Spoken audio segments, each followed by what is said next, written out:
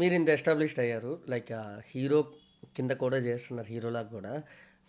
Nice to hear. But ఎంత లెవెల్కి గెలిచినా కూడా మీరు ఇంకా ఆడిషన్ ఇవ్వాల్సిన అవసరం ఎప్పుడైనా వచ్చిందా, ఏదైనా పెద్ద పెద్ద మూవీస్లో కానీ వాటిలో? ఓకే, ఆడిషన్ ఇవ్వడం అనేది ఇది ఒక విచిత్రమైన సిచ్యువేషన్. ఇప్పుడు ఒక డైరెక్టర్ ఎవరన్నా క్వాలిఫైడ్ డైరెక్టర్ ఉన్నారనుకోండి, అతను ఆడిషన్ అడిగితే అక్కడే వాళ్ళ ఆఫీస్లో కూర్చోడానికి కూడా ఇబ్బంది ఏం లేదు.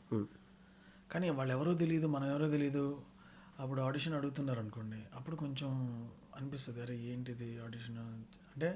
మీ కథకి నేను ఇంతకుముందు చేసిన వర్క్ చూసి ఇతను చేయగలలోనే ఒక గెస్ వర్క్ కొట్టేస్తే అయిపోతుంది. లేదా ఒక స్పెసిఫిక్ క్యారెక్టర్, శివపుత్రుడు లాంటిది, లేకపోతే ఒక విజువల్లీ ఛాలెంజ్డ్ క్యారెక్టర్, అలాంటి వాటికి we need work shops and all.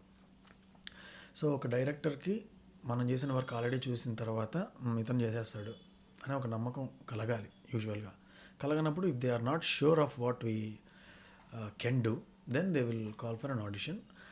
కొన్నిసార్లు అదేమీ అవమానంగానో ఇంకోలాగా అనిపించదు, కానీ కొన్నిసార్లు అనిపిస్తుంది. అది depending on that project character, అది దానికో విలువ అది ఉంటుంది కదా. సో మనం ఎవరికి చేస్తున్నాం ఏంటి అనేది చాలా ఉంటుంది మైండ్లో.